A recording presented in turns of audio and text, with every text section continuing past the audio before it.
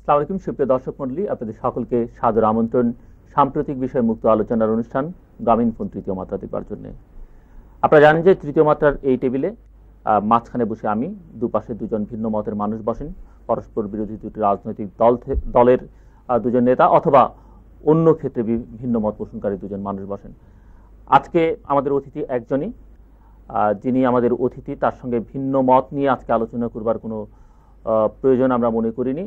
আমরা মনে করেছি যে তার থেকে, তার অভিজ্ঞতা থেকে অনেক কিছু জানবার আছে। তার জীবনের রাজনৈতিক জীবন দীর্ঘ জীবন, এই জীবন থেকে এবং বাংলাদেশের অতীত বর্তমান রাজনীতির মূল্যায়ন, বিশ্লেষণ এবং ভবিষ্যতের সম্পর্কে কিছু কথাবার্তা আমরা তার সঙ্গে বলবো। আজকে যিনি আমাদের অতিথি, তিনি বাংলাদেশের সাবেক প্রধানমন্ত্রী, বর্ষিয়ান রাজনীতিবিদ এবং বর্তমানে বাংলাদেশ আওয়ামী লীগ উপদেষ্টা মণ্ডলীর অন্যতম সদস্য মিজানুর রহমান চৌধুরী। কেমন আছেন আপনি? আলহামদুলিল্লাহ, ভালোই আছি। এই বয়সে যা থাকার সে অনুযায়ী ভালোই আছি। আমরা আপনার দীর্ঘ রাজনৈতিক জীবন থেকে কিছু কথা শুনতে চাইব, নানান অভিজ্ঞতার কথা, এবং এই যে প্রশ্নগুলো আমি আপনাকে করব, আপনার সঙ্গে কথা বলবার সময় এই প্রশ্নগুলো ঠিক আমার নিজের নয়, জনমনে বিভিন্ন সময় উত্থাপিত প্রশ্নগুলোই আমি আপনাকে করব। আজকের দিনে দাঁড়িয়ে আমি আপনার কাছে প্রথম প্রশ্ন যেটি করতে চাই সেটি হচ্ছে যে আপনি মুক্তিযুদ্ধ করেছেন, মুক্তিযুদ্ধের আগ থেকে, অনেক আগের থেকে আপনি রাজনীতির সঙ্গে যুক্ত। মুক্তিযুদ্ধ পূর্ববর্তী এবং মুক্তিযুদ্ধ পরবর্তী আজকের রাজনীতির মধ্যে তফাৎটা কোথায়? তফাৎটা সত্য কথা বলতে গেলে অনেক অপ্রিয় সত্য বলতে হবে, তবু এর মধ্যে দিয়েও যেটুকু বলা যায় আর কি, যেটুকু বললে খুব একটা কিছু কারো মনে আঘাত দেওয়ার মতো হবে না, সেই ধরনের কিছু বলবো। আপনি আমার বইটা দেখেছেন কিনা জানি না, আমি একটা বই লিখেছি, রাজনীতির তিন কাল, তার নাম ব্রিটিশ পিরিয়ড, পাকিস্তান পিরিয়ড এবং বাংলাদেশ পিরিয়ডের 2000 সাল পর্যন্ত আমি লিখেছি। এর মধ্যে 30টি পরিশিষ্ট সন্নিবেশিত আছে, যেখানে এই তিন পিরিয়ডের রাজনৈতিক ঘটনাগুলোর একটা সংকলন বলতে পারেন। তো আমি আপনাকে একটা বই দেবো, আপনি দেখে নেবেন। তো যে প্রশ্ন আমাকে করেছেন, একটা মৌলিক পরিবর্তন হয়ে গিয়েছে। এর ইতিহাস যদি আমি খুব সংক্ষেপে সংকলিতভাবে যদি বলতে চাই, আমি যেদিন শুরু করি সেদিন চাঁদপুরে 1944 কি 45 সাল, সম্ভবত 45 সাল, চাঁদপুরে বঙ্গীয় মুসলিম ছাত্রলীগের একজন সংগঠক তারা রিক্রুট করবেন সেজন্য গেলেন। আমাদের কজনকে বেছে বেছে ডেকে নিলেন। তখন চাঁদপুরে কোনো কলেজ ছিল না। তো ওখানে আমাদেরকে ইংরেজিতে একটা ডিকটেশন দিলেন, আমরা লিখলাম। লেখার পরে আমাকে সিলেক্ট করা হলো। তাহলে আপনি মৌলিক পরিবর্তন ছাত্র রাজনীতির যদি দেখেন, আমি যেদিন শুরু করি সেদিনকার পরিবর্তন ছিল যে ছেলেটি লেখাপড়ায় কেমন এবং বিশেষ করে ইংরেজিতে কি পরিমাণ পারদর্শিতা আছে, শুনলে পরে লিখতে পারে, তার জন্য তার কোনো জড়তা আসে না, এই ধরনের। সেই থেকে শুরু আমার। তার থেকে আজকে মাঝে মাঝে খুব ফ্রাস্ট্রেটেড হয়ে যায়, অবাক বিস্ময়ে তাকিয়ে থাকি বর্তমান ছাত্র রাজনীতির দিকে। আমার মনে আছে বঙ্গীয় মুসলিম ছাত্রলীগের মহকুমা শাখার নির্বাচন আসলো, আমি আরেকজন আমার প্রতিদ্বন্দ্বী ছিলেন। আমি ভোটে পাশ করে গেলাম, তখন আমি কলেজে পড়ি। যিনি ফেল করলেন তাকে অ্যাসিস্ট্যান্ট জেনারেল সেক্রেটারি করার জন্য আমি প্রস্তাব করলাম, তিনি গ্রহণ করে নিলেন। আজকাল কিন্তু ওই মনোবৃত্তি আজকাল হয় না। তো এই যে আপনি পার্থক্য যেটি বলছেন, সেই পার্থক্যটা আজকের দিনের প্রসঙ্গ আপনি যেভাবে উত্থাপন করছেন, তাতে সেটিকে নেতিবাচকই আমরা ধরে নিতে পারি। আপনি এক ধরনের নেগেটিভ দেখুন, এটা অবস্থা বলছেন। মতামতের ব্যাপার, আমি মতামতটা আমি দিতে চাই না, আমার কাছে যেটি মনে হয়েছে আমি সেটি বললাম। আমার প্রশ্ন হচ্ছে যে তাহলে এই যে মুক্তিযুদ্ধ হলো, মুক্তিযুদ্ধ করলেন আপনারা, নেতৃত্ব দিলেন, সংগঠিত করলেন, মুক্তিযুদ্ধের অর্জনটা তাহলে কি দাঁড়ালো? মুক্তিযুদ্ধের পূর্বেকার অবস্থাটাই আপনি যদি একটু হিসাব করেন, তখন মুক্তিযুদ্ধের পূর্বেকার অবস্থাতে ছাত্রদের ভিতরে সরকারি দলের সমর্থক গোষ্ঠী সৃষ্টির জন্য ছাত্রদের হাতে অস্ত্র তুলে দেওয়া হলো, যেটা আগে ছাত্রদের হাতে দেওয়া হয় নাই। তখনকার সবচেয়ে মানে মারণাস্ত্র ছিল ছোরা এবং হকি স্টিক। এবং আপনারা জানেন যে ঢাকাতেই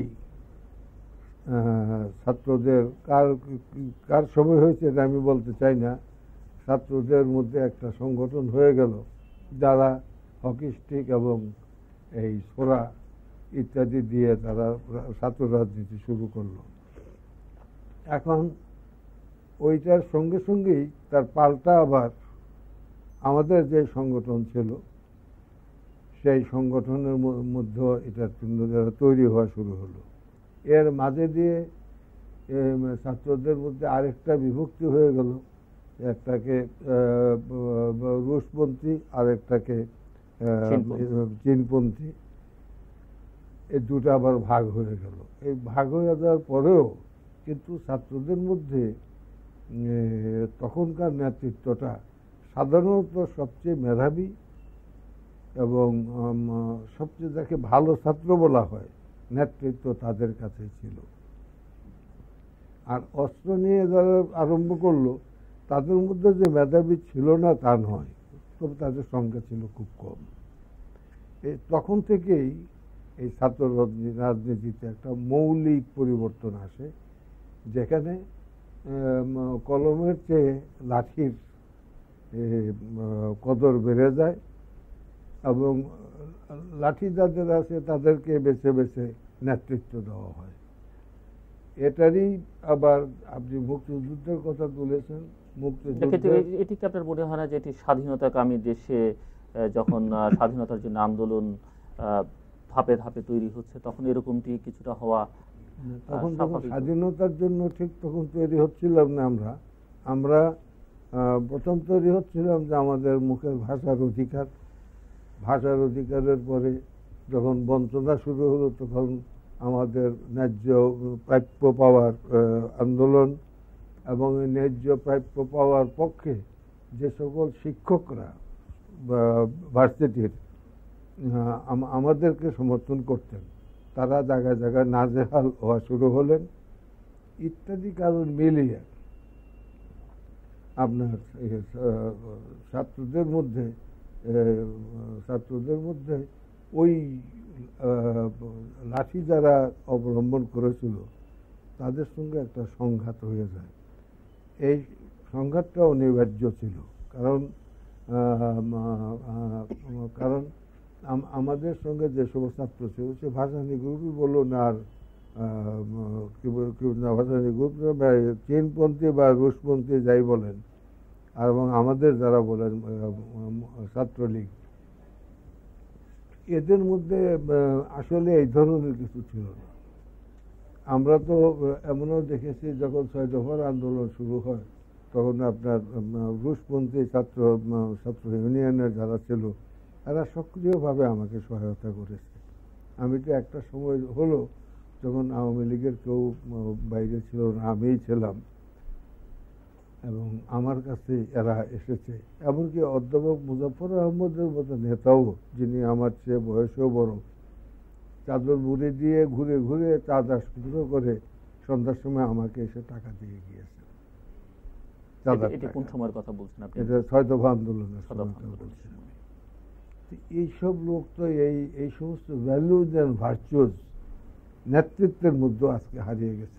তাহলে হারালো কেন? এই যে মুক্তিযুদ্ধ আমরা দেশটি স্বাধীন করলাম, আপনাদের নেতৃত্বে দেশে স্বাধীন হলো, এত মানুষ প্রাণ দিল, এত মা বোন তাদের সম্মান দিল, আজকে কেন এরকম অবস্থা হবে? এটার মূল কারণ যদি অনুসন্ধান করেন তাহলে বলতে হবে যে আমরা অতি মাত্রায় আমরা অ্যাম্বিশাস হয়ে গেলাম। আমরা বলবো এই জন্য, এই অ্যাম্বিশনটা কি মুক্তিযুদ্ধই তৈরি করেছে আমাদের মধ্যে? মুক্তিযুদ্ধের বা অনেকের ভাষায় সেটি স্বল্প সময়ের মুক্তিযুদ্ধ। স্বল্প সময়ের আসলে তো আমরা মুক্তিযুদ্ধের জন্য আমরা মানসিকভাবে প্রস্তুত ছিলাম না। আমরা প্রস্তুত ছিলাম যে একটা নির্বাচন হবে, নির্বাচনে যে ভোট পাবে সে ক্ষমতায় যাবে এবং সেই অনুযায়ী আমরা ক্ষমতা যাওয়ার পরে আমরা যার যার দাবি আদায় করে আনবো। এটা ছিল আমাদের 70-এর নির্বাচনের আগের ধারণাটা। কিন্তু নির্বাচন হওয়ার পরে, নির্বাচনে যখন 98% ভোট আওয়ামী লীগের পক্ষে আসলো বঙ্গবন্ধু শেখ মুজিবের নেতৃত্বে, তখন থেকেই ওই লাঠিয়াল গ্রুপ যেটা, এটাও সক্রিয় হলো এবং আমাদের মধ্যে যারা ছিল ছাত্র নেতৃত্বের মধ্যেও সকলে মেনে নিল যে 11 দফা, এটা তো 11 দফা মেনে নিল। এমনকি ওই লাঠিয়াল গ্রুপের কেউ 11 দফাকে কিন্তু সমর্থন দিয়েছে। অর্থাৎ সবাই যে তারা ওই লাঠিয়াল গ্রুপে রয়ে গেছে তা নয়, অনেকেই কিন্তু তখন আবার চলে এসেছে 11 দফার মধ্যে। কিন্তু মূল জিনিসটা হলো আপনার এখানে দুইটা জিনিস আছে। ভারতে আমরা যখন ছিলাম প্রবাসী, তখন ছাত্রদের মধ্য থেকে রিক্রুট করা শুরু হলো এই মুজিব বাহিনীর জন্য। সেই রিক্রুট করে দেরাদুন এবং দেরাদুনেই বেশিরভাগ এবং ট্রেনিং দিয়েছে যারা আসলো। এরা আসার পরে আপনার এই যারা এখানে দেশের অভ্যন্তরে পাঠানোর পূর্বে তাদেরকে যে মোটিভেশন দেওয়া হয়েছে, সেই মোটিভেশনটা কিন্তু দেশের একটা ঐক্যবদ্ধ জাতি সৃষ্টির সপক্ষে ছিল না। কথাটা আমি বলতে চাই না, কি কথা বলা হয়েছে সেটাও আমার কানে আসছে। এটা করেছে যারা ওখানে ট্রেনিং নিয়েছে এবং ট্রেনিং এর যারা হোতা ছিল, তারা তো আমাদের দেশেরই সন্তান। এবং আপনি কি সেই ফোর্সটির কথা ইঙ্গিত করছেন যারা এখন দাবি করছেন বা স্বাধীনতার পর থেকে দাবি করছেন যে আপনি যে কথা বললেন যে আমাদের স্বাধীনতাটা খুব একটা লক্ষ্য ছিল না, নির্বাচনের মধ্য দিয়ে ক্ষমতায় যাওয়াটা লক্ষ্য ছিল, যারা বলছেন যে তাদের তৎপরতার কারণে মুক্তিযুদ্ধ হয়েছে? আজকে আলোচনার জন্য বলি, লক্ষ্যের কথা যখন বলছেন, ৬৬ সনে আমরা যখন জেলখানায় সবাই, তখন মুজিব ভাই তখনও বঙ্গবন্ধু হন নাই, আমাদের মুজিব ভাই তিনি অত্যন্ত প্রিয়, ছাত্র জীবন থেকে তিনি আমার নেতা ছিলেন। তো আলতাফ গওহার পাকিস্তানের ইনফরমেশন সেক্রেটারি, Z.A. সুলেরি পাকিস্তান টাইমসের সম্পাদক এবং গওহর আইয়ুব খাঁ সাহেবের ছেলে, 3 জনের একটা টিম পূর্ব পাকিস্তানে আসেন। তারা এসে 6 দফার সঙ্গে একটা কম্প্রোমাইজিং ফর্মুলা তারা রেডি করেন। সেই ফর্মুলা খন্দকার মোশতাক এবং মানিক ভাই, এই দুজনে মিলে, দুজনে মিলে জেলখানায় তারা এই ফর্মুলা অনুযায়ী তারা একটা তৈরি করে ওটাকে ইনভেলপে ভরে আমাকে বলা হলো এটা মুজিব ভাইয়ের কাছে এটা পৌঁছিয়ে তার অনুমোদন আনার জন্য। 1966 সাল, মনে রাখবেন, জেলখানায়। এটা ইতিহাস। সব তো মরে গেছে, মুয়াজ্জেম এখনো জীবিত আছে। মুয়াজ্জেমকে একদিন থেকে এটা জিজ্ঞাসা করবো কথাটা সত্য কিনা। শাহ মুয়াজ্জেম হোসেন, বিখ্যাত ছাত্র নেতা, 62 যে আন্দোলনে নাকি তার অত্যন্ত ভূমিকা ছিল। তো সেই ভূমিকায় মার্শাল্লার মধ্যে আইয়ুব খাঁ সাহেবের ছবি রাস্তার মধ্যে পায়ে দলিত করা হয়েছিল, যে ছাত্ররা, সেই ছাত্র রাজনীতির নেতৃত্ব ছিল শাহ মুয়াজ্জেম হোসেনের। যাই হোক, আমি আর শাহ মুয়াজ্জম আমাদের জেলখানার নিয়মে সিগারেটের খালি প্যাকেটের ভিতরে লিখে লিখে মুজিব ভাইয়ের লোক একটা অ্যাপয়েন্টমেন্ট আমরা করলাম, করে আমরা জেলের হাসপাতালে ভর্তি হলাম। আমাদের জেলখানা অত্যন্ত কথা ছিল। আমাদের এই পূর্ব পাকিস্তানি যে লোকগুলো ছিল, এরা আমাদের প্রতি এত সহানুভূতিশীল ছিল যে আমরা জেলের মিয়া সাহেবদের ট্রান্সফারের তো ব্যুরো আমরা করতে পারছি, এত দাম দিত আমাদেরকে। যাই হোক, তো আমরা ওই ভর্তি হয়ে গেলাম। ডাক্তার সাহেবরা খুব জেলের ডাক্তার সাহেবরা খুব আমাদের প্রতি সহানুভূতিশীল ছিলেন। আর একজন অবাঙ্গালি সুবেদার ছিলেন, মানে আমাদের টাকা পয়সাও তার কাছে রাখতাম, এত বিশ্বস্ত এবং এত আমাদের সহানুভূতি ছিল। সুবেদার নাসির না কি নাম যেন। যাই হোক, হাসপাতালে ভর্তি হলাম। নির্দিষ্ট দিনে দুপুরে নিদাগ মধ্যাহ্ন যেটাকে বলা হয়, যখন জেলখানা সমস্ত জেলখানা ঝিমাইতে থাকে বেলা 2টা, মিয়া সাহেবরাও ক্লান্ত পরিশ্রান্ত হয়ে খাওয়া দাওয়ার পরে একটু ঝিমায়। মাঝে মাঝে এই জেলের এই কয়েদিদের একটা দীর্ঘশ্বাস শোনা যায়। এগুলো হৃদয় দিয়ে অনুভব করতে হয়। খবর নিলে শোনা যায় যে এই যে দীর্ঘশ্বাস যে দিল, তার মানে শুভ্র চুল, শ্বশ্রু সমস্ত কিছু মিলিয়ে দাঁত পড়ে গেছে,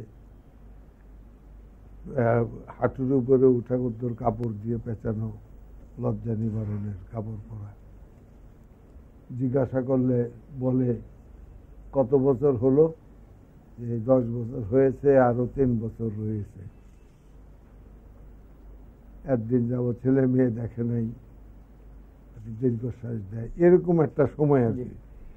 একটা পিন পতন শব্দ, একটা পাতা পড়লেও জেলখানা তখন আওয়াজ পাওয়া যায়। এরকম একটা সময়ে আমরা গিয়ে আমাদের ওই জেলের হাসপাতালের সঙ্গে মুজিব ভাইয়ের ছেলের সঙ্গে একটা দেওয়াল ছিল, তার একটা দরজা ছিল। দরজা আমরা টোকা দেওয়ার সঙ্গে সঙ্গে তিনি দরজা খুলে দিলেন, শীতল পাটি বিছানো।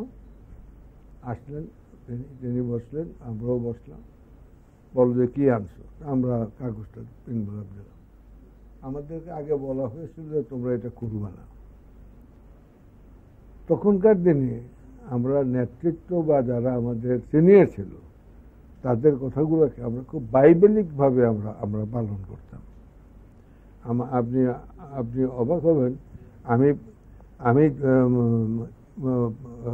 স্বতন্ত্র প্রার্থী হিসেবে 62তে এমএনএ হওয়ার পরেও আমি বঙ্গবন্ধু মানে মুজিব ভাই এবং হোসেন সোহরাওয়ার্দী তাদের সামনে দাঁড়িয়ে কথা বলেছি। যতক্ষণ না বলেছেন বসো, ততক্ষণ বসি নাই। কিন্তু আমি তখন আজকের 5টা সিটের সমান একটা সিট থেকে আমি স্বতন্ত্রভাবে আমি পাস করে এসেছি। কিন্তু তাদের নেতাকে এই পরিমাণ শ্রদ্ধা, এটা এই জন্য বললাম যে নেতাদের প্রতি আজকে যে শ্রদ্ধা দেখেন, আর তখন যে আমরা শ্রদ্ধা করতাম তার তারতম্যটা শুনতে চেয়েছেন, সেজন্য বলি। দেখ আমরা যে খুলি নেই, পড়িও নেই, মুজিব ভাইকে দিলাম, তিনি খুললেন। খুলে মিনিট 10 তিনি এটা বললেন, পড়া এটাকে আবার খাবে ভরে নিজেই নিয়ে গেলেন। বললেন যে আজকে বলে আমি এই কথাটা, এটা যদি আমি মানি তাহলে পূর্ব পাকিস্তানকে স্বাধীন করা যাবে না। বিশ্বাস করুন, কোনো মুসলমান একজন মৃত মুসলমান সম্পর্কে কোনো অসত্য তথ্য দিতে পারে না। সেই দিনই আমি ধরে নিয়েছি যে এই 6টি দফার আবরণে আসলে আমরা কি চাই, এই মেসেজ আমি সেদিনই নেতার কাছে পেয়ে গেছি। আমিও তখন একজন পরিণত, আমি 2য় দফায় আমি তখন পার্লামেন্ট সদস্য। আমি জানেন তো, আমি পার্লামেন্ট সদস্য হিসাবে আমার কি রোল ছিল কতখানি। আমি সেদিনই মেসেজ পেয়ে গেছি যে আসলে মুজিব ভাইয়ের মনে কিন্তু স্বাধীনতার কথা আছে, এটা প্রকাশ করেন না। স্বাধীনতার কথা আজকে যুক্তির খাতিরে বলি, যদি তিনি স্বাধীনতার কথা আগেই ঘোষণা করতেন তাহলে সঙ্গে সঙ্গে তাকে ফায়ারিং স্কোয়াডে নিয়ে যেতে হতো। বায়াফ্রা হঠাৎ করে স্বাধীনতা ঘোষণা করার পরে বায়াফ্রা কি অবস্থা হয়েছে, কত লোক ক্ষয় হয়েছে নাইজেরিয়ার বায়াফ্রায়। কিন্তু শেখ মুজিবুর রহমানের এইটুকু তারই ছিল, তিনি স্বাধীনতার কথা কিন্তু বলেন না। কিন্তু একটা অংশ যারা আপনাদের সঙ্গে সে সময় ছিলেন তাদের একটা অংশ, বিশেষ করে তখনকার তরুণদের একটা অংশ সবসময় বলছেন যে আপনারা যারা সিনিয়র ছিলেন বঙ্গবন্ধু শেখ মুজিবুর রহমান থেকে শুরু করে বাকিরা স্বাধীনতা যুদ্ধের জন্য সেই অর্থে জাতিকে প্রস্তুত করেননি। এইটা যেটি আপনি মুজিব বাহিনীর কথা বললেন বা এরকম আরো অসংখ্য নিউক্লিয়াস তৈরি হয়েছিল, বিশেষ করে ছাত্র সংগঠনের মধ্যে। খুলনার তেরোখাদার একটা জনসভায় আমি বক্তৃতা করছিলাম। বক্তৃতার মধ্যে তরুণরা স্লোগান দেওয়া শুরু করলো, বীর বাঙালি অস্ত্র ধরো, বাংলাদেশ স্বাধীন করো। আমি দেখলাম মহাবিপদ, এতে রাষ্ট্রদ্রোহের মধ্যে আমরা পড়ে যাব। আমি বীর বাঙালিদেরকে ডাকলাম সবার পরে, ওরা আমাকে মানত খুব। এখনকার মতো না, এখন অন্যরকম হয়ে গেছে, ওরা মানত, ওদের ডাকলাম যে বীর বাঙালিরা আপাতত ভোট দাও, ভোটের পরে অস্ত্র ধরে স্বাধীনতার কথা বলিও। এখন না, এখন বীর বাঙালিরা ভোটের জন্য তৈরি হও এবং চারিদিকে সব গোছাও, যাতে মানুষ ভোটটা শেখ মুজিবের পক্ষে মানুষের ভোটটা আসে, সেদিকে যাও।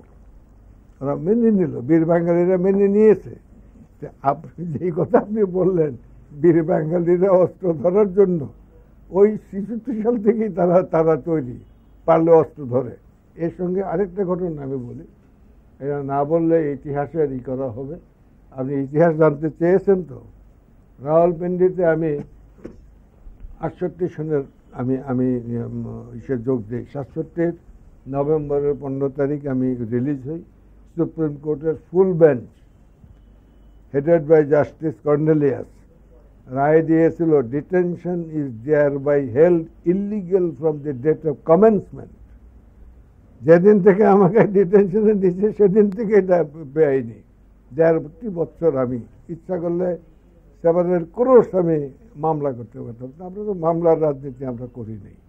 যাই হোক, আমি স্টেশনে গেলাম, সেখানে আমাদের বাঙালি যে সমস্ত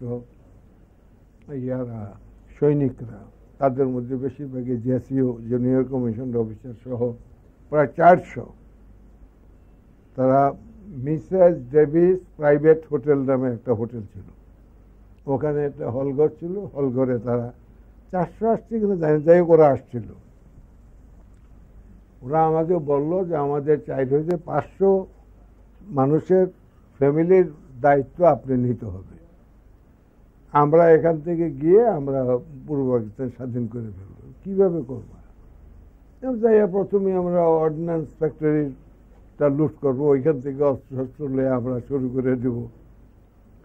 আমি চিন্তা করলাম যে এরই মধ্যে থেকে কথাটা আউট করার মতো লোক নিশ্চয়ই এজেন্ট 2-1 থাকবে, না থাকলেও কথাটা তো বাঙালি তো কিছু বলতে পারলেই মনে হয় আমি এটা বলি, আমি এটা কাজ করে ফেললাম, কথাটা আউট হয়ে যাবে। সেই জন্য বললাম যে দেখো, আমি তো পারি না, নেতা জেলখানায় আছে,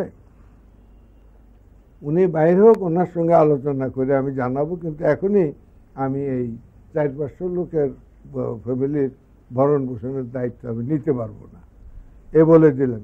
এখানে সেন্টিমেন্টটা হলো এই যে পাকিস্তান থেকে ফেরত যারা আসছে তাদেরকে কোনোভাবেই কিন্তু ছোট করে দেখা উচিত নয়। কিছু লোক ছিল চাকরির মায়া, কারোর বাল বাচ্চা আছে অনেকেরই।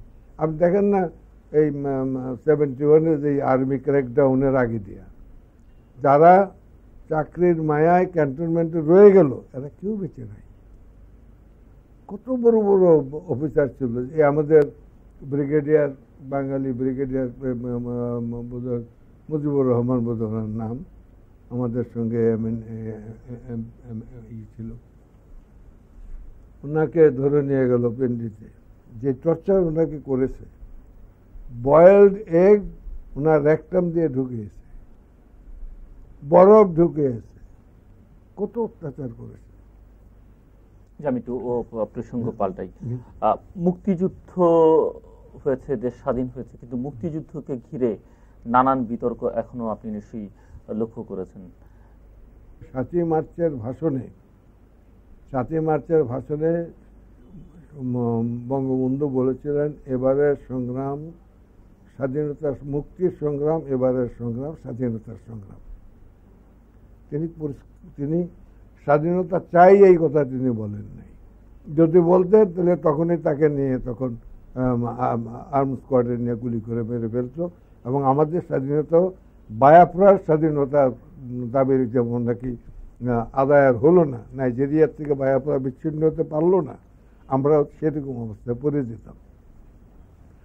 তিনি অত্যন্ত বিচক্ষণভাবে তিনি এই একটা কথা তিনি বলে দিলেন। বলে দেওয়ার পরে তারপরে তো পাকিস্তানিরা তাদের সেই ষড়যন্ত্র শুরু করলো। তাদের তো জানেন, পাকিস্তান সরকারকে আমি আখ্যায়িত করেছি একটা ডেঞ্জারাস ট্রায়ো, বেসামরিক আমলা, সামরিক আমলা এবং পুঁথিপুঁথি, এই 3 ক্লাসের বিনিময়ে 3 ক্লাসের যে ট্রায়ো, এই ডেঞ্জারাস ট্রায়োই ছিল তখন পাকিস্তানকে ভাঙার জন্য মূলত দায়ী। আপনার ভুট্টো সাহেব আমাদের নির্বাচনের পরে করাচিতে পাবলিক জনসভার মধ্যে তিনি ঘোষণা করে দিলেন, there cannot be one prime minister in Pakistan. এর অর্থ কি? আজকে কাকে বলবেন পাকিস্তান ভাঙার জন্য দায়ী কে? হ্যাঁ, বঙ্গবন্ধুর ভিতরে এটা ছিল যে তিনি বাংলাদেশের স্বাধীনতা চান, কিন্তু তিনি এটা বলেননি। তিনি 6 দফা দিয়েছেন, এবং 6 দফার মধ্যে তিনি এইটাও বলে দিয়েছেন যে এইটা কেন্দ্রের সাবজেক্ট থাকুক, যেহেতু ভৌগোলিক ইসের জন্য, আর বাকিটাই আমাদের থাকুক। এটা ওরা মানে নাই। ওটা মানলে তো আর পাকিস্তান ভাঙে না।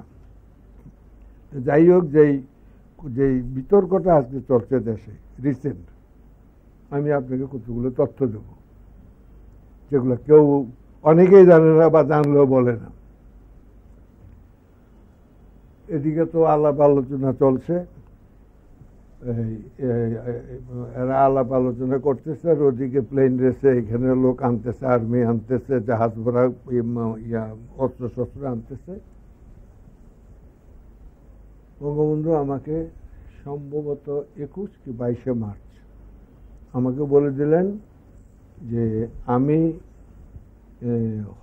হয়তো কথাটা বলেছিলেন, আমি হয়তো ঢাকা থেকে আমাকে সরে যেতে হতে পারে, তুমি সে বলে রাখবা যে প্রত্যেক দিনই রাত্রে 11টার পরে যেন ফেরিগুলা এই পারে থাকে, তুমি ফেরিগুলো যোগাযোগ করে তুমি চাঁদপুর চলে যাও। আমি 22 তারিখ সম্ভবত ফেরিগুলোকে যোগাযোগ করে কুমিল্লা গেলাম। বিরাট মিটিং তখন হলো। আমি ডিসিকে খবর দিলাম যে তোমরা সাবধানে থাকো, বলা ক্যান্টনমেন্টের কাছে আসো। বেচারা মারা গেলেন, ওকে মেরে ফেললো ওরা। কারণ এই ডিসি সম্ভবত চাঁদপুর যাওয়ার পরে ওই ট্রেজারি খুলে দিয়ে অস্ত্র শস্ত্র বাইর করে দিয়ে দেওয়া। চাঁদপুরের তখন ডিসি না, যাই হোক, এইটুকু আমি বঙ্গবন্ধুর এই একটা জানি। আর 2 নম্বর যেটা আমি জানি, আমি ইনফরমেশন মিনিস্টার হিসাবে আমি একটা বাংলাদেশ একটা যে বাইর হয় ওরকম একটা আমি বই করেছিলাম। ওই বইয়ের জন্য কাগজ আমি ইন্ডিয়ার থেকে আর্ট পেপার আমি আনেছিলাম 40,000 টাকা। কোন সময় এটা 72 সনে। ওখানে অনেক তথ্য আছে, ওটা খোঁজ করে এখন মিনিস্ট্রি অফ ইনফরমেশন থেকে আনলে ওখানে দেখবেন। আমি যেটা জানি, বঙ্গবন্ধু একটা টেলিগ্রাফিক মেসেজ তিনি চিটাগাংয়ে পাঠিয়েছিলেন। সেই মেসেজটা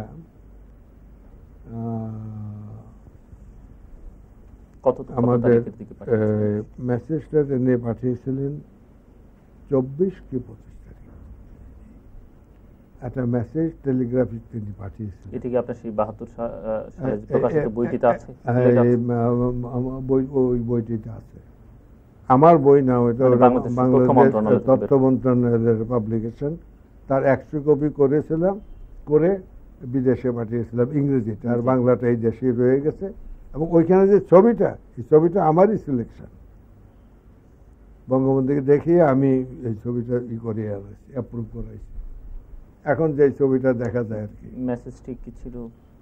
মেসেজটার ভিতরে ছিল, আমি তো ডিটেলস আমি বলতে পারবো না, মেসেজটা ছিল যে তোমরা ওরা ওদের বিশ্বাস করা যায় না, তোমরা তৈরি হয়ে যাও এবং আরম্ভ করে দাও, এই ধরনের একটা মেসেজ ছিল। সেই মেসেজটা একে খান সাহেব অথবা ওনারই জামাতে আমাদের আওয়ামী লীগ করতেন, এমআর সিদ্দিকী, দুইজনের একজন হবে। এটা নিয়ে মেসেজটা ছিল জহুর আহমদ চৌধুরীর কাছে। জহুর আহমদ চৌধুরীকে মেসেজটা পাঠানো হয়েছিল, কিন্তু জহুর আহমদ চৌধুরী তখন 103 ডিগ্রি জ্বর, তিনি ল্যাপের নিচে। তখন ভারপ্রাপ্ত সাধারণ সম্পাদক ছিলেন আওয়ামী লীগ, জেলা আওয়ামী লীগের হান্নানকে ডেকে তিনি বললেন যে তুমি এটাই করো। তারা গেল ওইখানে, ওই যেটা খুব পুশ এরিয়া, কালুরঘাট না, কালুরঘাট তো এদিকের, যেখানে ইয়ে ছিল। যাই হোক, ওখানে যাওয়ার পরে ওখানে পাইল না, কারণ ওই যে শেল টেল আসতেছে তখন বাবর জাহাজ থেকে, তখন তারা দৌড়দৌড়ি করে চলে আসলো। চলে আইসে এই কালুরঘাট বেতারে এটা পড়ার জন্য। এখানে আবার একটু কথা আছে, সত্যের অপলাপ হবে না বললে। কথা ছিল সবাই মিলে এই কালুরঘাট স্টেশনে গিয়ে এটা অ্যানাউন্স করার। কিন্তু হান্নান মরে গেছে, আমার খুব আপন লোক ছিল। হান্নান আবার সবাইকে নেয় নাই, তার নিজস্ব যে কতজন তার পছন্দের বা তার গ্রুপের বা যাই বলেন সেই সব লোকজন নিয়ে সেই করলো। সেখানে গিয়ে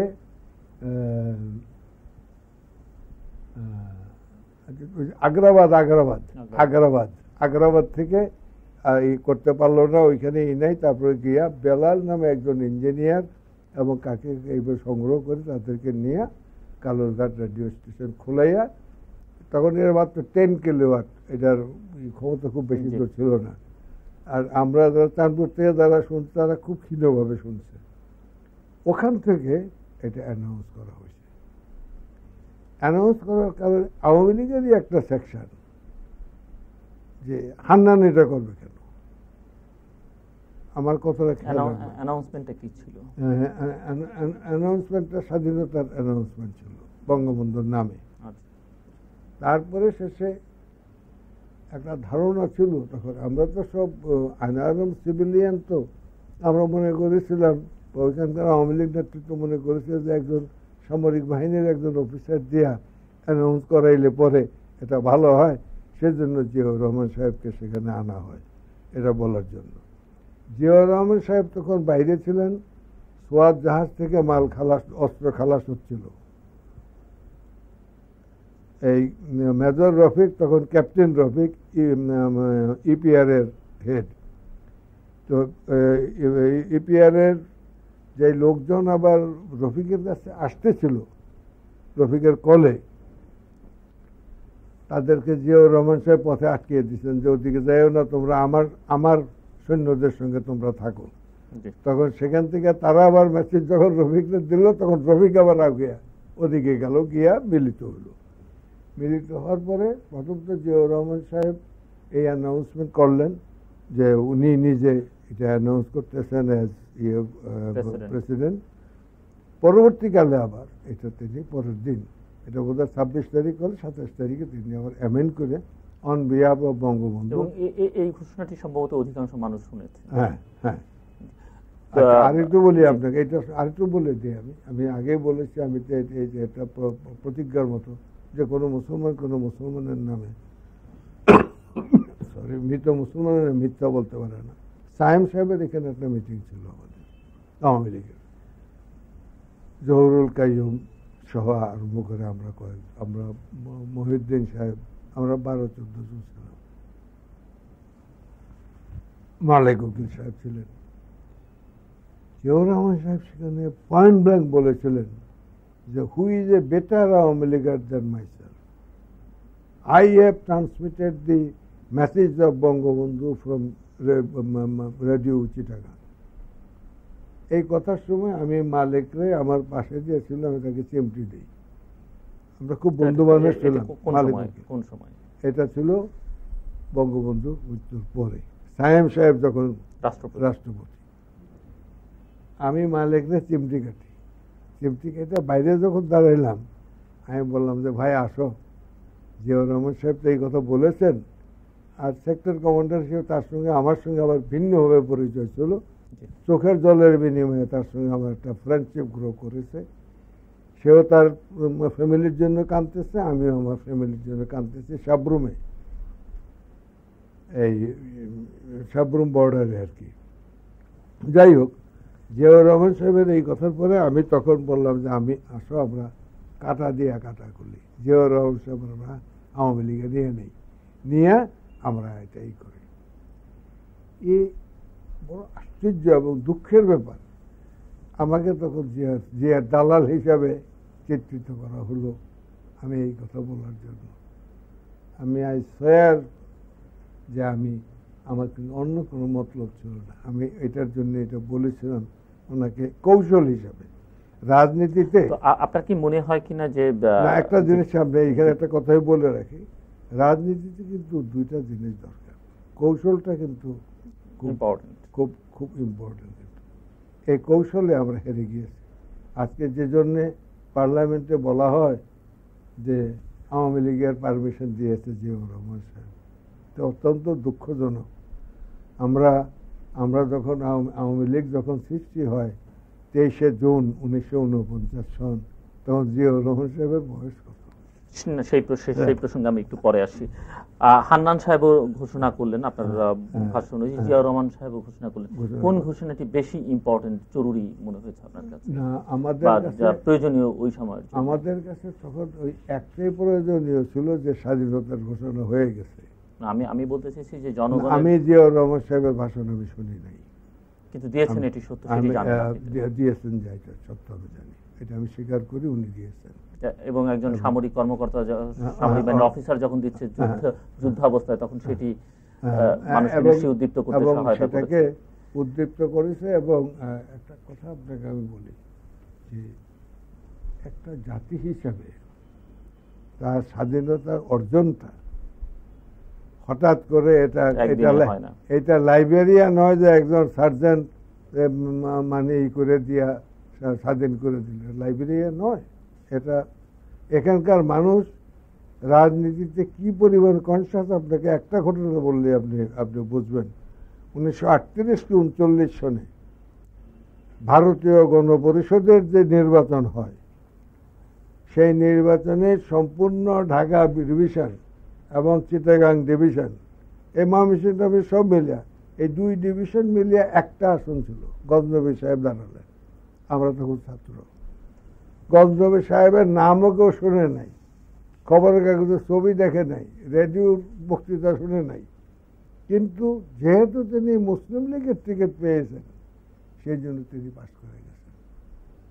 কথাটা খেয়াল করবেন। তাহলে কি দাঁড়াইল কি ঘটনাটা, যে 1938 সন থেকেই এই এলাকার মানুষগুলি, মুসলমানগুলি, এরা অধিকার সচেতন ছিল। তাহলে আপনি কি, যদি আপনি ওই ঘোষণার কথা আপনি বলেন, যুক্তি ব্যক্তি ঘোষণা দিয়ে দেশ স্বাধীন হয়েছে সেটি কেউই বলবেন না, কোনো সুবুদ্ধি সম্পন্ন মানুষ সেটি বলবেন না। আমি একটু মুক্তিযুদ্ধের পরে আসি। দেশ স্বাধীন হলো এবং স্বাধীনতার পর যারা স্বাধীনতা যুদ্ধের বিরোধিতা করেছে তাদেরকে আপনারা ক্ষমা করে দিলেন, কিন্তু আজও আবার তাদের এই বিরোধিতা করছেন আপনারা। অনেকেই বলছে যে স্বাধীনতা বিরোধীরা আজকে ক্ষমতায়ও আছে, ক্ষমতার অংশীদার। এটি কি এক ধরনের স্ববিরোধিতা না?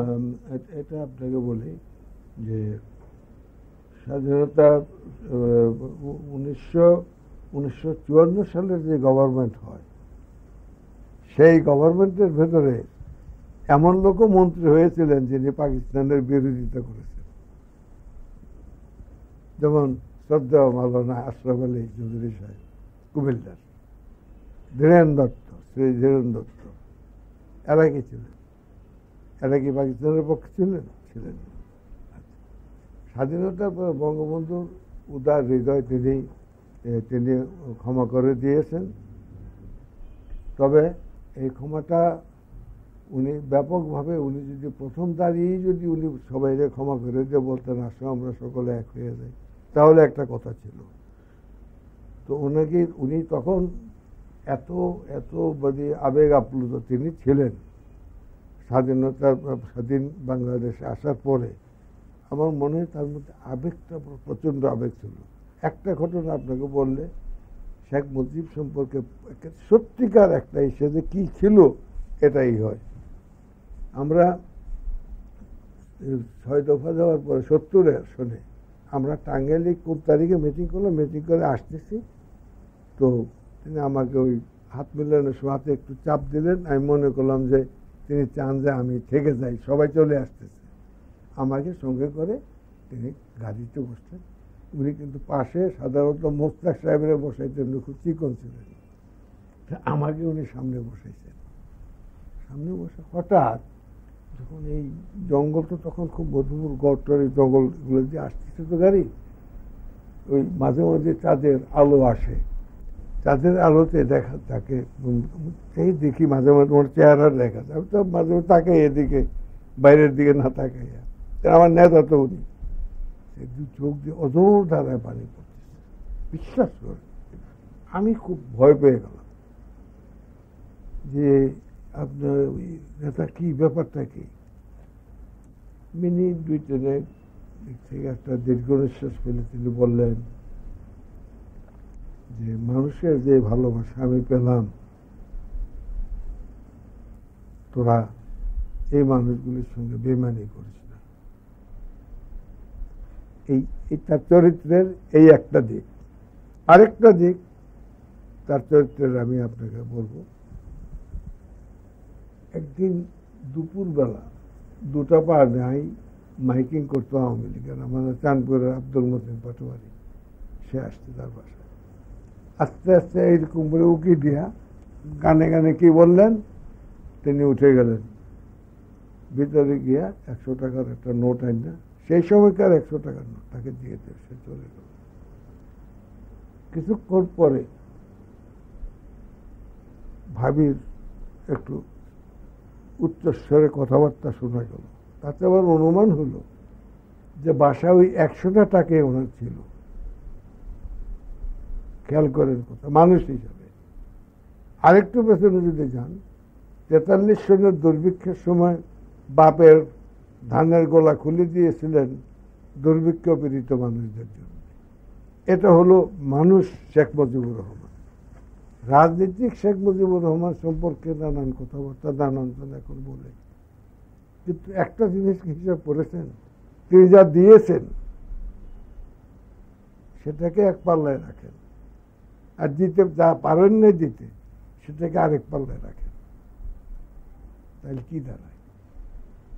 আর তারপরে আরেকটু যে বললেন, আমি নিজেও আবেগ আপ্লুত হয়ে যাই। শেখ মুজিবের নাম আসে, দীর্ঘদিন তার সঙ্গে ছিলাম, তাকে নেতা মেনেছি, আমার সঙ্গে ছিলাম মানে উনি আমার নেতা ছিলেন। আসল নেতা ছিলেন হোসেন শহীদ সোহরাওয়ার্দী আমার। তারপরে এই শেখ মুজিবুর রহমানকে নেতা বানাইছে আমরাই ঠিক করেছি। সোহরাওয়ার্দী যখন নাই, আপনি আছেন, আপনি এখন যান। শহীদ সোহরাওয়ার্দী কি করেছেন? সংগঠন করার জন্য তো শেখ মুজিবকে তিনি সঙ্গে নিয়েছিলেন। কাজেই এখন যেই কথায় আপনি তুলেছেন, আমরা যে মুক্তিযুদ্ধ করেছি, মুক্তিযুদ্ধের জন্যে যার যা কন্ট্রিবিউশন, আমরা এটা স্বীকার করে নেওয়া উচিত। এ নিয়ে কোনো রকমের কুন্দল, কোনো রকমের দলাদলি রাশারাশি থাকা উচিত নয়। আর যেটা তিনি মাফ করে দিয়েছিলেন, তিনি পর্যায়ক্রমে মাফ করে দিতে চেয়েছিলেন। আমি যা ওনার সঙ্গে আলাপে আমি পেয়েছি, পর্যায়ক্রমে, স্টেপ বাই স্টেপ। কিন্তু এরপরে যদি আপনি ধরতে যান, আজকে এই গোলাম আজম সাহেবকে বিচার দিল কে? কোন আমলে? গোলাম আজম সাহেব আসার পরেই তো হলো, ওনাকে বিচার তো দিয়েছিলেন জিয়াউর রহমান সাহেব, উনি ভিসা পাইয়া আসার পরে পাসপোর্ট বানিয়ে দিয়া উনি এখন বাংলাদেশের নাগরিক। উনার আপনি এই আন্তর্জাতিক আইন অনুযায়ী you cannot deport a stateless man to another state. তো আপনি মনে করেন যে এইসব বিষয় নিয়ে আসলে বিতর্ক করে আমাদের সময় নষ্ট না করাই? না, আমাদের এইগুলো নিয়ে বিতর্ক করা উচিত নয়। আমাদের জাতীয় ঐক্যের এটা পরিপন্থী। আপনি বঙ্গবন্ধু শেখ মুজিবুর রহমানের মন্ত্রিসভার সদস্য ছিলেন এবং ওই শাসনকালকে নিয়ে নানা ধরনের কথাবার্তা আপনি নিশ্চয়ই জানেন। এক সময় আমরা লক্ষ্য করলাম যে আপনি সেই মন্ত্রিসভার সদস্য হিসেবে নেইও, উনি যখন মন্ত্রিসভা করেন, কারণ কি ছিল? কেন বলেছেন? এই কথা আমি প্রকাশ করব না। আমি শুধু এইটুকু বলবো যে তিনি আমাকে বলেছেন রিজাইন করার জন্য, আমি রিজাইন করেছি। এর পেছনে যা আছে এই সম্পর্কে আমি এখন লিখতেছি। আমরা লক্ষ্য করলাম যে বাকশাল করলেন উনি 25শে জানুয়ারিতে, এবং সেই বাকশালের কমিটি তো আপনি নেই। আপনি কি বাকশালের বিরোধিতা, বাকশাল করার বিরোধিতা করেছিলেন? আমি বাকশালের বিরোধিতা করেছিলাম এর আগে, কিন্তু প্রকাশ্যে অন্যরা যেরকম ওসমানী সাহেব করলেন, ব্যারিস্টার মইনুল হোসেন সাহেব করলেন, সেরকম বিরোধিতা আপনি করেন? তাহলে সেইভাবে যদি যান, মইনুল হোসেন তো করলেন এবং তার সঙ্গে খুব অশালীন একটা আচরণ তার সঙ্গে সেখানে করা হয়েছে। তবে তারা নিজের জীবন বাঁচাইছেন বঙ্গবন্ধুর পাশে দিয়ে এসে দাঁড়িয়ে। ওসমানী সাহেব ওনার বক্তৃতা আমার যতটুকু মনে আছে, সারমর্ম হলো যে বাংলাদেশের মানুষ মুজিবুর রহমানকে বঙ্গবন্ধু বানিয়েছে, কিন্তু মুজিব খান হোক এটা চাই নাই। এটা হলো ওসমানী সাহেব। আর নূরে আলম সিদ্দিকী বলেছিলেন তার যে ভাষা, বাংলা ভাষার যে যিনি চোখ চাইলে চোখ দিতে পারতাম, কি যা চাই শরীরের যে কোনো অঙ্গ প্রত্যঙ্গ চাইলেও দিতে পারতাম, যেই নেতাকে মানে ঈশ্বর আসনে বসিয়ে নৈবেদ্য সাজিয়েছিলাম ইত্যাদি দিয়ে টিয়া সে তার আসল কথা বলেছে। আমি তারপরে টার্ন ছিল আমার, আমি গেলাম সেদিন বোধ হয় 20 তারিখ, 20 কি 21 তারিখ, আমি কমপ্লিট স্যুট পরে সেদিন গেলাম। অনেকদিন পর, 68 সালের পরে আমি আর স্যুট পরি নাই। সেদিন স্যুট পরে গেলাম যে আমি পাকিস্তান পার্লামেন্টে যে ড্রেস চাইতাম সেই ড্রেসে গেলাম, আমি বক্তৃতা করব। তো বঙ্গবন্ধু তো অত্যন্ত প্রখর বুদ্ধির লোক ছিল, তিনি বুঝে গেলেন যে মিজান আজকে বম শেল দেবে, উনি বুঝতে পারছেন। বুঝি আমি ঢোকার সঙ্গে সঙ্গে আমাকে বলে যে বসো, এখানে বসো, একদম সামনে।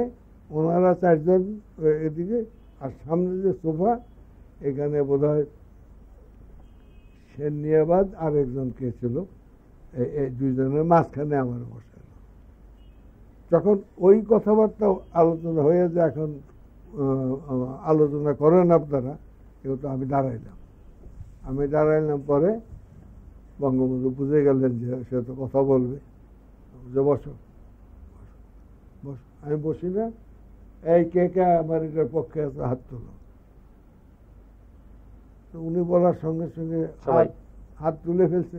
কেউ তুলে নেই, পিছনে যারা পারছে মাথা লুকিয়ে রাখছে, হাত তোলা হয়ে গেল। আমি দাঁড়িয়ে রইলাম, এদিক থেকে ওদিক থেকে গিয়ে হাত তোলাতুলি হয়ে গেছে। আমি আস্তে বসে পড়লাম। আমি বসার পর আবার বলছে, আমাকে এইভাবে আঙ্গুল দিয়ে ইঙ্গিত করছে, আমি মাথা দিয়ে এরকম করেছি।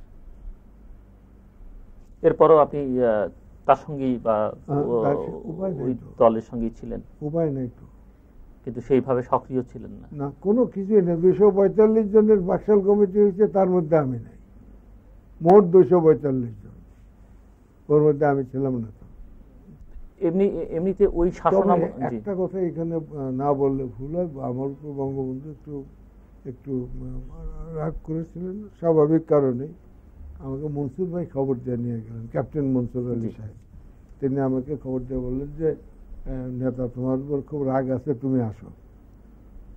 আমি গেলাম ওনার সঙ্গে। উনি কাজ করতে ফাইল ওয়ার্ক করতেছিলেন। এর মধ্যে মনসুর ভাই জানিয়ে বললো যে মিজান তো খুব অনেক ইয়েটে করছেন আর কাজ করে খুব ক্লান্ত আছেন, তুমি তো খুব ভালো গল্প টল্প জানো, একটা গল্প বলো। বিশ্বাস করো ভীষণ নো, আমি তার কোনো কথা শুনতে চাই না, সে বেয়াদবি করে সে আমার কথা শুনে নাই। আমি তাকে হাত তুলতে ইঙ্গিত করছি, সে হাত তোলে নাই। তখন আমি চান্স পেলাম যে দেখেন বঙ্গবন্ধু, আমি আপনারই একজন কর্মী। তখনকার সময়ে আমি 18 বছর যাবৎ আমি পার্লামেন্টে আছি। আপনি যেই সংশোধনী আপনি আনতে চান,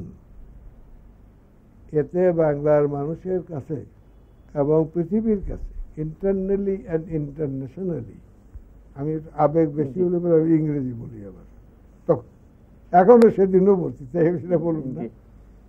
তা আপনাকে আমরা যারা জাতীয় এবং আন্তর্জাতিকভাবে আপনাকে যারা আমরা প্রতিষ্ঠিত করেছি সারা দেশের মানুষ মিলে, আপনার এই সংশোধনের মাধ্যমে আপনার সেই ইমেজ কি জর্জ ওয়াশিংটন বা আব্রাহাম লিঙ্কনের ইমেজে উন্নীত হয় না আইয়ুব মনিমের ইমেজে পর্যবসিত হয়, এই কনফিউশন থাকতে একদম প্রমাণে আছে, এই কনফিউশন থাকতে আমি আপনাকে কি করে বলতে, আপনি আমাকে বলেছিলেন কিছু, এই তখন উনি বুঝে গিয়া বলতে, দেখ এক ভোটের জন্য ইন্দিরার গভর্নমেন্ট টিকে গেছে, কি এক ভোটের জন্য লন্ডনের পার্লামেন্টের কি হয়েছে, এই যে গণতন্ত্রের কথা বলস, আমার তো আমি ইচ্ছে করে করি নাই। আজকে যদি আমি এটা না করি, এই 78-এর নির্বাচন দিতে হবে আমাকে, 73 সন, তখন 73-এর নির্বাচন হয়ে গেছে আর কি, 75-এ অন্য কথা হচ্ছে, যে 78-এর নির্বাচন দিলে তোরা কয়জন আসবে, 20-40 জন আসবে, বাকিগুলোকে কচু কাটা করবে তোদেরকে। কাজেই তার মানে ওনার এই কথার মধ্য দিয়ে ওই শাসনামলটি যে খুব সুখের ছিল না জনগণের জন্য, জনগণের জন্য সুখের ছিল না, সমস্যা সংকট ছিল, রাস্তা ছিল না, রেল ছিল না। আমি একটু আমি বলিনি, কথাটা শেষ হয়ে নেই। আমি উনি একদম ক্লিয়ারলি বলছেন যে আমি কিন্তু এই বাক্সারের থেকে আবার গণতন্ত্রের দিকে ফিরে আসার ব্যবস্থাটা আমার নিজের হাতে রাখছি, এটা কোনো আইনের জন্য রাখি নাই। আমি আশা করতেছি তেল পাওয়া যাবে, তেল পাওয়া গেলে 80 সনের মধ্যে আমি ইনশাল্লাহ আবার আমি এটা ফিরিয়ে দিব, এই কথা তিনি আমাকে বলেছেন।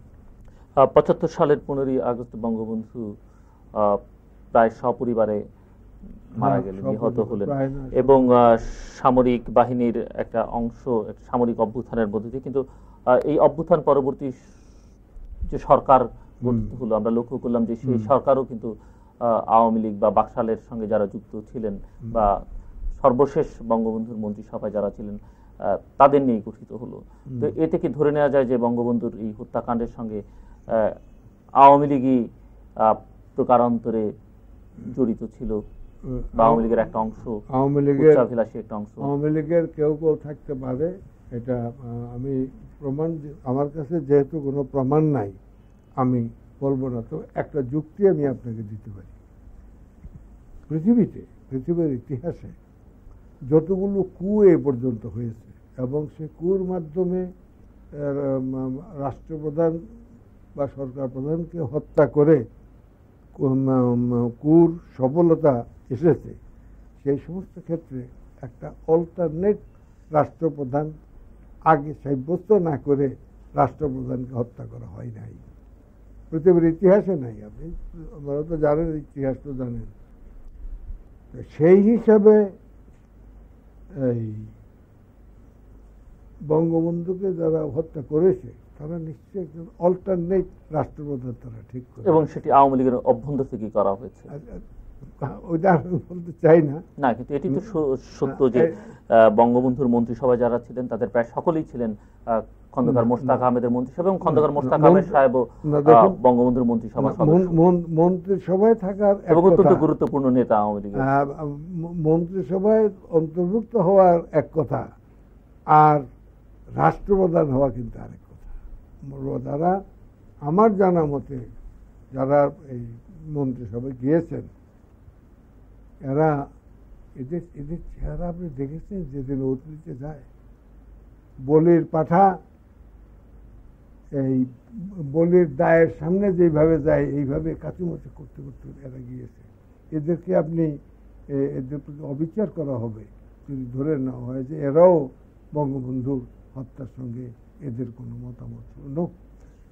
যাই হোক, এই বিতর্ক আমরা একটু আরো পরে যে আপনি বলছিলেন যে জিয়াউর রহমান সাহেবকে আপনি মালিক উকিল সাহেবের সঙ্গে আপনার কথা প্রসঙ্গে বলতে গিয়ে বলছিলেন যে তাকে আওয়ামী লীগের না, যে কিনা এরকম কি সুযোগ ছিল আপনি মনে করেন? যে এটা হলো উনি যে কথাটা সাহেবের সামনে ডিসি এমএলএ উনি ছিলেন, বাসার ছিল, আর মোশাররফ হোসেন এই নেভেল হেড, এরা তিনজনই ডিসি এমএলএ। সেই ডিসি এমএলএ এর মধ্যে এখন একমাত্র মোশাররফ হোসেন সাহেব জীবিত আছেন, জিয়াউর রহমান সাহেবও নাই। উনি এই কথা বলেছিলেন। এই কথা বলার পরে আমি এটা একটা ইঙ্গিত হিসেবে নিয়ে আমি এদিকে দিলাম, দেখলাম যে এটা আওয়ামী লীগের গলদঘরণ করার গেল না, এবং উল্টো সেখানে কি বাংলাদেশ আওয়ামী লীগকে ভেঙে আওয়ামী লীগ মিজান তৈরি হবার পথ তৈরি হলো? না, তখন পথ তৈরি হয়নি। পথ তৈরি হয়েছে আপনার জুলাই 16 তারিখ ছাত্রলীগের একটা মিটিং হলো। সেই মিটিংয়ে আপনার সাব্যস্ত মিটিংয়ে রেজুলেশন হলো বাকশাল তখনও সঠিক, এখনো সঠিক, ভবিষ্যতের জন্য সঠিক। কোন সালে এটি? 1976 সালে। 76 সালে 91 নম্বর নওয়াবপুর রোডের আওয়ামী লীগ অফিসের 3 তলায় ছাত্রলীগের মিটিংয়ের মধ্যে রেজুলেশন হলো বাকশাল তখনও সঠিক, এখনো সঠিক, তবে পরিবর্তিত পরিস্থিতিতে প্রাথমিক পদক্ষেপ হিসেবে সংসদীয় গণতন্ত্রে আমাদের কাম্য। এটা দেখার পরে আমি রিভলভ করলাম এবং আওয়ামী লীগ ওয়ার্কিং কমিটির মিটিং ডাকতে বললাম। মিটিং ডাকা হলো এবং মালিক উকিল সহ সবাই আমাকে বললো যে না, এই রেজুলেশনের সঙ্গে আমাদের কোনো সম্পর্ক নাই, এটা আমরাই করে দেব। উমা পরে দেখা গেল এটার সম্বন্ধে কিছুই হলো না, মালিক উকিল সাহেব মিটিং করে দিয়ে দিলেন, শেষ করে দিয়ে দিলেন। আমি তখন সেখানে দাঁড়িয়ে বললাম, আপনাদের এটা যখন এই রেজুলেশন যেহেতু আপনারা ডিজন করলেন না, আপনাদের সঙ্গে আমার আজকে শেষ, সালাম আলাইকুম বলে চলে আসলাম। এরপরে আমি তো প্রেস কনফারেন্স করলাম, প্রেস কনফারেন্স আলাদা দল করলেন, আলাদা মানে আওয়ামী লীগের একটা অংশ আপনার নেতৃত্বে। আমি একটা কথা দেখেন, এই সেদিন কথা উঠেছে যে আওয়ামী লীগের পারমিশন দিচ্ছি। আওয়ামী লীগ তো বাকশাল হলো বাংলাদেশ কৃষক শ্রমিক আওয়ামী লীগ। বাকশাল করাতে কিন্তু আওয়ামী লীগ কিন্তু নাম বাদ যায় নাই, কিন্তু আমি যেটা করলাম সেটা সম্পূর্ণভাবে সেটা আওয়ামী লীগ, বাংলাদেশ আওয়ামী লীগ। ওই কৃষক শ্রমিকটা আমার এটার থেকে বাদ গেল। আর আমার নেতাও, আমি শেখ মুজিবকে আমি নেতা বলেছি, আমি কোনো ই করিনি। কিন্তু দেখুন ইতিহাস, আমি যে যা বলেছিলাম সেটাই পরে। এবং জিয়াউর রহমানের সময় 79 ইলেকশন হলো, আপনি সংসদ সদস্য নির্বাচিত হলেন। সেই আরেক ঘটনা মনে করিয়ে দিলেন। আমি একটা অ্যাডজার্টমেন্ট মোশন আনছিলাম যে বঙ্গবন্ধুর ছবি পার্লামেন্ট ভবন থেকে নামিয়ে নেওয়ার বিরুদ্ধে একটা অ্যাডজার্টমেন্ট মোশন আনলাম। অ্যাডজার্টমেন্ট মোশন আনলে তখন 30 জনের সমর্থন লাগে। আমার স্পিকার কল করলেন যে কই আপনার মোশনের পক্ষে কারা কারা আছে দাঁড়ান। আমি দাঁড়াইলাম, আওয়ামী লীগের ওই অংশ একজনও দাঁড়ালো না। অত প্রত্যেকেরই বঙ্গবন্ধু কোর্টের এই জায়গার ভিতরে বঙ্গবন্ধুর ছবি আছে, হ্যাঁ এখানে আছে, তখন আমাকে স্পিকার সাহেব আমাকে বললেন, তো মির্জা গোলাম হাফিজ বোধহয় স্পিকার ছিল, আমাকে বলেন কই আপনার তো প্রয়োজনীয় সংখ্যক সদস্য তো আপনার নাই। আমি কি করব? আমি তো মশান আনলাম, কিন্তু যারা বঙ্গবন্ধুর ছবি বুকাইতে আইছে তারাও কেউ নাই, তা আমি আর কি করতে পারি? আপনি খুব সংক্ষেপে 1-2 লাইনের মধ্যে যদি আমাদেরকে বলেন যে জিয়াউর রহমানের শাসনকালটিকে আপনি কিভাবে দেখেন? জিয়াউর রহমানের শাসনকাল, ধরুন জিয়াউর রহমান যেটি ওনার দিক থেকে বলবার চেষ্টা করা হয় যে বহুদলীয় গণতন্ত্রে প্রত্যাবর্তন করা, নানান কিছু বহুদলীয় গণতন্ত্রে উনি প্রত্যাবর্তন করিয়েছেন, এবং প্রেসিডেন্সিয়াল পদ্ধতি তিনি চেঞ্জ করেন নাই। মুক্তিযুদ্ধের যেটা মূল সেটি করেননি, মানে কিন্তু কিছু ইতিবাচক কি আপনি লক্ষ্য করেছেন? অবশ্যই অবশ্যই আছে। এরপরে আরেক অভ্যুত্থানের মধ্য দিয়ে 81 সালে এটা এরশাদ সাহেব ক্ষমতা দখল করলেন, হোসেন মাহমুদ এরশাদ।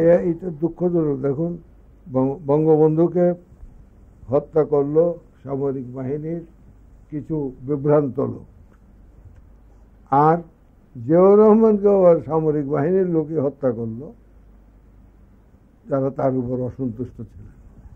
বঙ্গবন্ধু নিজের বাড়িতে, উনি সার্কিট হাউস, 2 জায়গায় হলো। যেহেতু সত্তার সাহেবকে আমরা তখন সকলে মিলিয়া সমর্থন দিয়া কি করলাম, কিছু লোকের সঙ্গে সঙ্গে বিচার হয়ে বিচারের নামে অবিচার হয়েছে, অনর্থক অনেকগুলি মুক্তিযোদ্ধাকে ফাঁসিতে ঝুলানো হয়েছে। জিয়াউর রহমানকে এরশাদ সাহেব যখন আর একটু বলি আমি, কিন্তু বঙ্গবন্ধুকে তারা হত্যা করলো, তারা পুরস্কার পাইল। আইন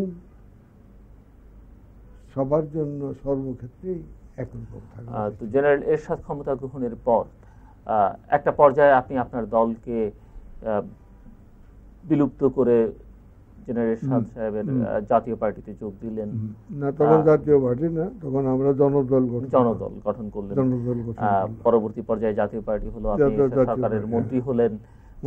সেটি কেন করতে গেলেন? সংক্ষেপে, আমাদের সময় প্রায় শেষ হচ্ছে। হ্যাঁ,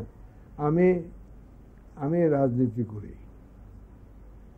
আমাকে রাজনীতি করার জন্য একজন সামরিক স্বৈর শাসককে আপনি কেন সমর্থন করলেন? তাকে সমর্থন করেছি তার কারণ আমার বিবেচনায় যে এই স্বৈর শাসকদের হাত থেকে গণতন্ত্রকে ফিরিয়ে আনতে গেলে গণতান্ত্রিক পন্থায় আনতে হবে, অন্যভাবে এটা আনা যায় না। কিন্তু জনাব মিজানুর রহমান চৌধুরী, যার দীর্ঘদিনের রাজনৈতিক ঐতিহ্য, তিনি যে রাজনীতি করতেন বা তার নামের সঙ্গে আপনি বঙ্গবন্ধু শেখ মুজিবুর রহমানের অত্যন্ত ঘনিষ্ঠ জন ছিলেন, তাকে আপনি নেতা মানছেন, এই পুরো যেই লাইনে আপনি চলছেন তা থেকে একটি বিপরীত অবস্থানে গিয়ে দাঁড়ালেন না আপনি? এর মধ্য দিয়ে অবস্থানটা আপাত দৃষ্টিতে বিপরীত দেখা যায়, কিন্তু ওখানে থেকেও আমি তো আমার নেতৃত্বেই তো এই দেশ থেকে সামরিক শাসন তুলে নেওয়া হয়েছে। আপনার 10ই নভেম্বর 1986 সালে আপনি রাষ্ট্রপতি এরশাদের সময় বাংলাদেশের প্রধানমন্ত্রী, কিন্তু আবার রাষ্ট্রপতি এরশাদের সময় আপনি আবার প্রধানমন্ত্রী থাকলেন না, সেটি কেন? সেটা তো এমনকি মন্ত্রিসভায় আপনি থাকলেন না? মন্ত্রিসভা থাকে নাই আমাকে, সেটার জন্য আমি মন্ত্রিসভাতে থাকি নাই তা না, আমাকে ওরা রাখতে চেয়েছিল। তো প্রধানমন্ত্রীত্ব আমাকে দেবে না, এটা ঠিক, এটা সাব্যস্ত করে নিয়েছিল তারা। এই আমাদের একটা কমান্ড কাউন্সিল থাকে, ওইখানে বোধহয় সাব্যস্ত হয়ে গেছে আর কি। কিন্তু আমার কাছে ডক্টর মতিন সাহেবকে পাঠানো হলো যে আমি হওয়ার জন্য, স্পিকার হওয়ার জন্য। সেদিন আসম আব্দুর রব আমার বাড়িতে, আমি প্রধানমন্ত্রীর বাড়িতে যখন আসম আব্দুর রব আছে, তো আসম আব্দুর রব আর আনোয়ার হোসেন মঞ্জু, এই 2 জনের মধ্যে ঝগড়া আরম্ভ হয়ে গেছে যে না, উনি কেন স্পিকার হবে। তা আমি দেখলাম যে স্পিকার হওয়ার অর্থ হলো মানে আমাকে সরাইতে চায়, আমি রাজি হলাম না।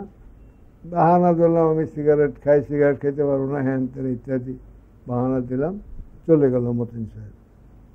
পরের দিন আবার মতিন সাহেব আসলেন যে আপনাকে ভাইস প্রেসিডেন্ট করা হবে, আপনি রাজি থাকেন।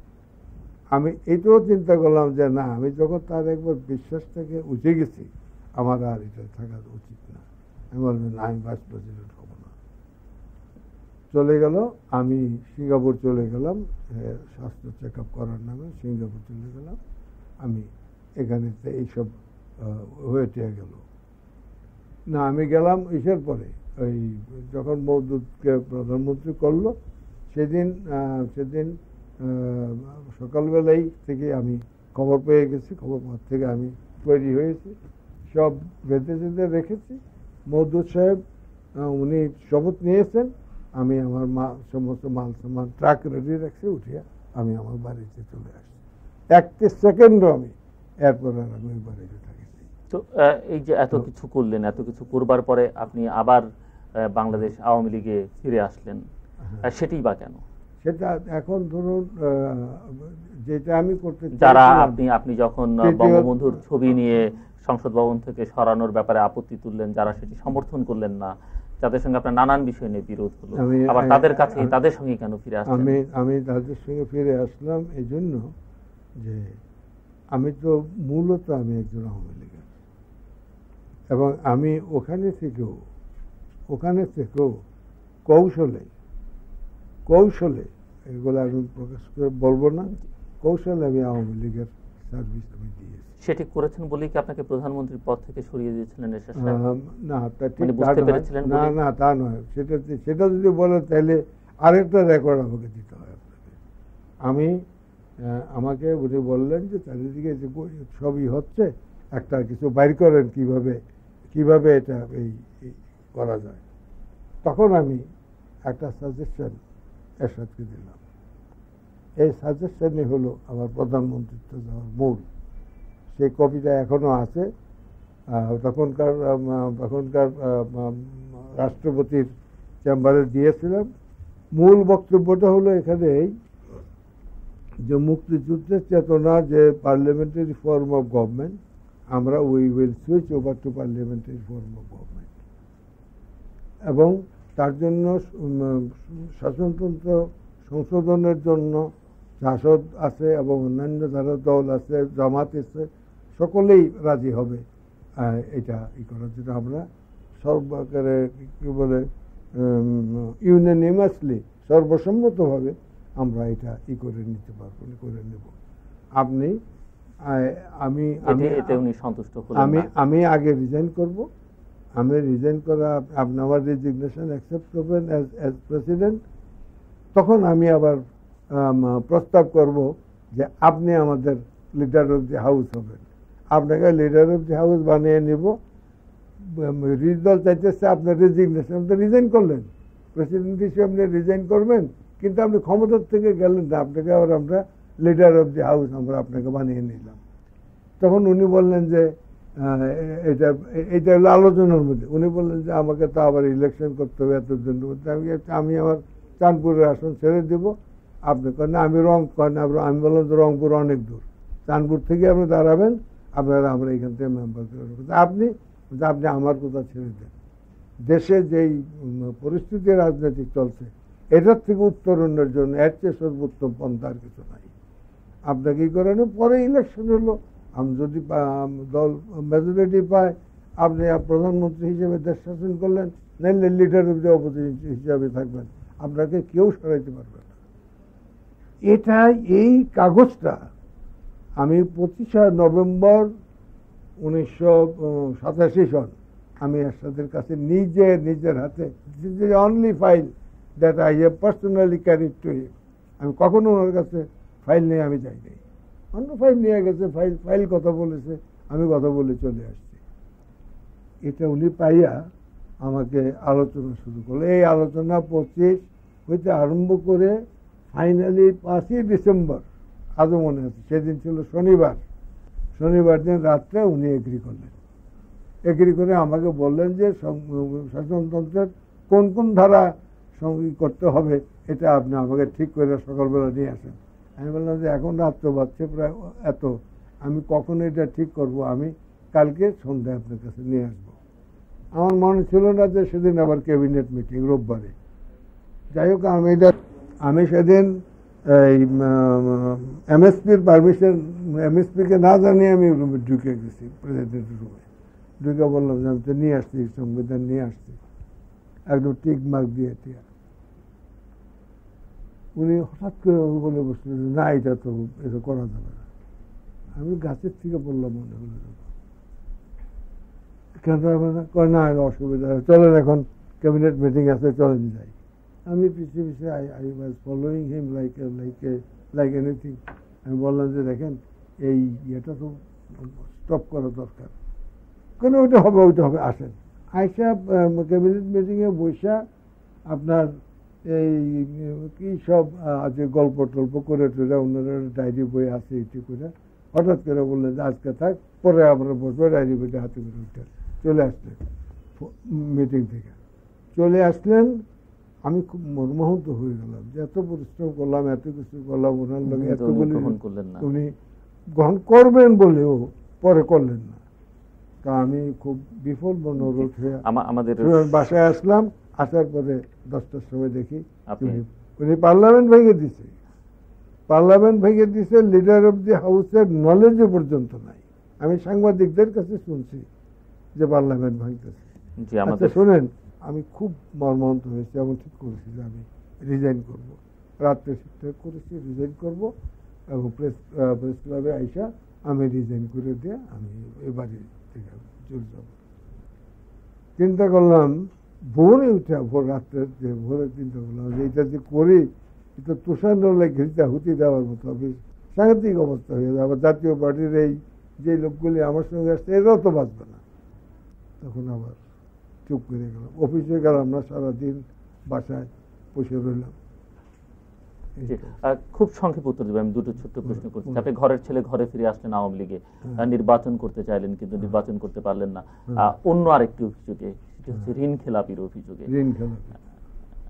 তো এটি এই যে ঋণ খেলাপি কালচার যেটি, এটির নিন্দা কিন্তু আমরা করছি, কারণ এটি জাতীয় বা সমস্যা।